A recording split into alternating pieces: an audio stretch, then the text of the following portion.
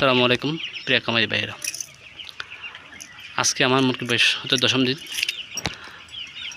আকাশ পরিস্থিতি খারাপ, মেঘলা আকাশ, হঠাৎ বৃষ্টি, হঠাৎ রোদ।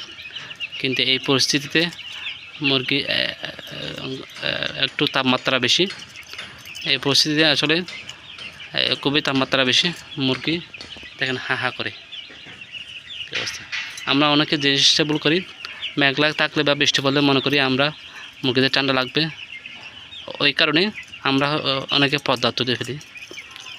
এই জিনিসটা আসলে আমরা ভুল। পর্দা তোলার কারণে অনেক সময় গরমে কফসার আসা, সর্দি আসে, বিভিন্ন সমস্যা দেখা যায়।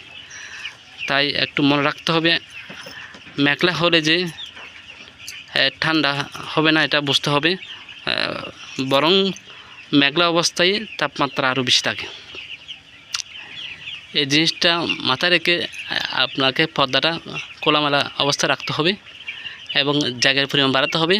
ঘন ঘন পানির চেঞ্জ করতে হবে, বিশেষ করে দুপুরে স্যালাইন প্রয়োগ করতে হবে এই গরমকে আপনাকে ট্যাকেল দেওয়ার জন্য।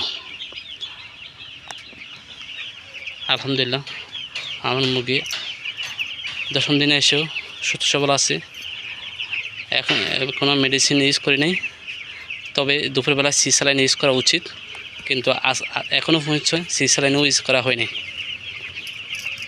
আজকে এই পর্যন্ত। আল্লাহ হাফেজ, আসসালামু আলাইকুম। আমাদের ভিডিওটা যদি ভালো লাগে থাকে লাইক এবং সাবস্ক্রাইব দিয়ে আমাদেরকে নতুন নতুন ভিডিও করার জন্য উৎসাহিত করবেন। আল্লাহ হাফেজ, আসসালামু আলাইকুম ওয়া রাহমাতুল্লাহি ওয়া বারাকাতুহু।